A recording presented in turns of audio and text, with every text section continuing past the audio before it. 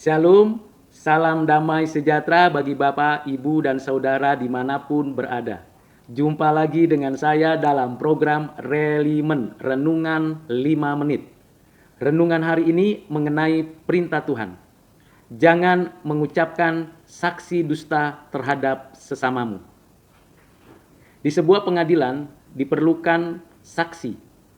Saksi yang dihadirkan pembela terhadap tersangka atau terdakwa, saksi yang dihadirkan oleh penuntut jaksa, dan tentulah saksi akan menceritakan, menyatakan apa yang dialaminya, yang dilihat, didengar, atas peristiwa-peristiwa yang mungkin terjadi. Misalnya peristiwa pembunuhan, pencurian, perampokan, atau korupsi.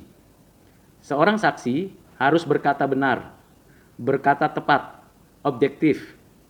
Tentu karena di depan hakim dan tentu di hadapan Tuhan, bahwa saksi akan berkata sesuai dengan fakta, tidak ditambah, tidak dikurangi. Perlu pertanyaan-pertanyaan yang penting yang berkaitan dengan apa yang dinyatakan oleh saksi ini.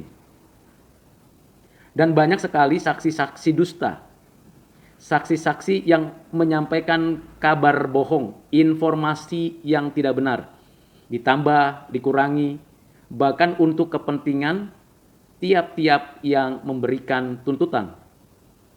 Ada banyak saksi yang disogok, diupah, dibayar dengan uang yang tinggi, yang besar, atau diancam, atau untuk kepentingan ideologinya.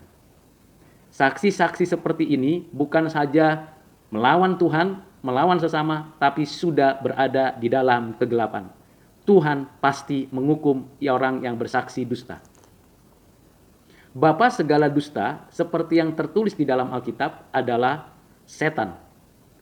Iblis mendustai Adam dan Hawa dengan memutarbalikkan firman Tuhan, membuat Adam dan Hawa ragu akan kebenaran firman Tuhan.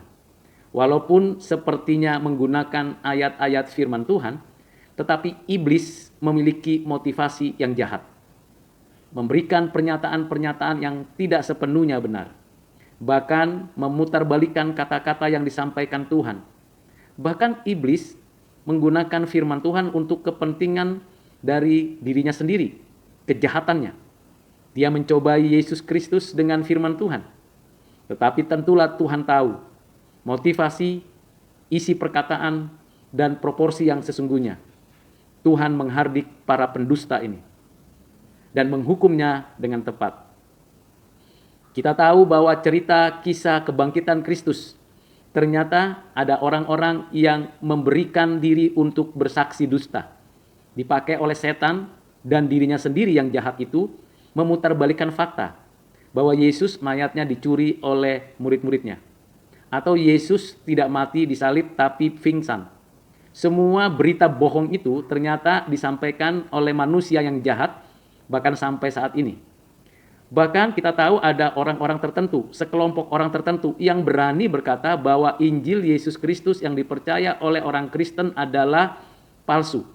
Mereka yang melakukan tindakan jahat itu atas nama keagamaan mereka pastilah bukan kebenaran.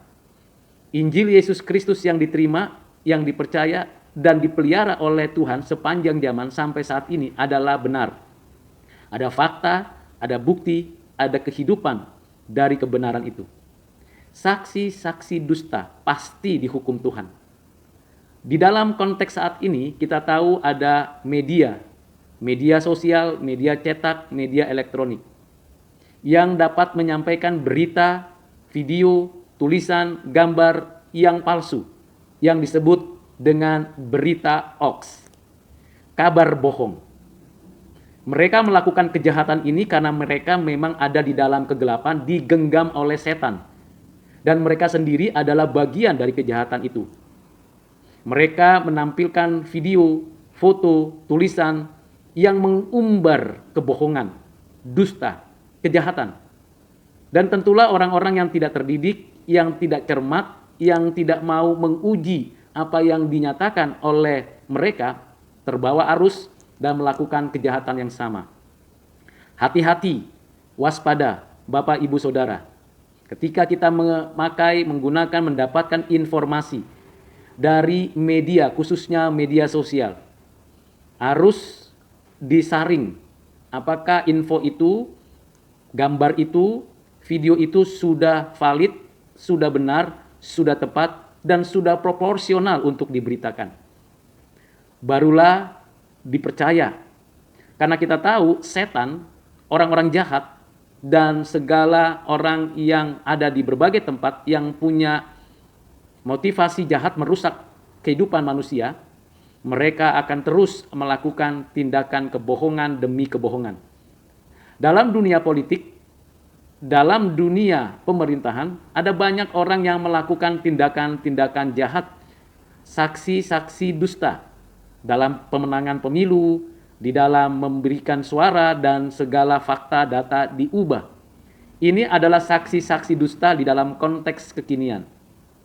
Karena itu Bapak Ibu Saudara, perintah Tuhan ini relevan dalam konteks saat ini. Jangan bersaksi dusta. Tuhan mengendaki kita berkata yang benar, bukan setengah kebenaran. Berkata yang adil, bukan menurut kepentingan diri sendiri. Berkata yang suci, bukan yang kotor dan najis. Jika iya, katakan iya. Jika tidak, katakan tidak. Lebih daripada itu dari si jahat. Kita tidak boleh menambah atau mengurangi. Sampaikan apa yang ada, yang nyata, sesuai dengan konteksnya, kebutuhannya, proporsinya. Karena itu, kita tahu bahwa kita harus hati-hati menulis, mengetik, mengupload, bahkan menyampaikan berita, info, video, dan gambar apapun. Kita harus sungguh-sungguh berhati-hati. Jangan sampai kita melakukan tindakan yang jahat yang sama seperti iblis. Janganlah kita menjadi antek-antek si jahat. Bagaimana caranya kita dapat hidup benar? Hidup mengatakan iya dan mengatakan tidak. Kita harus memiliki integritas kehidupan rohani kita. Mari kita hidup benar, hidup suci, hidup adil. Janganlah menyatakan saksi dusta terhadap sesamamu.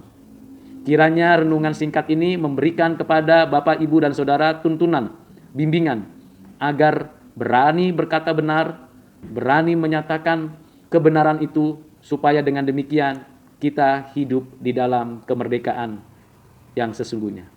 Tuhan Yesus memberkati Bapak, Ibu, Saudara. Amin.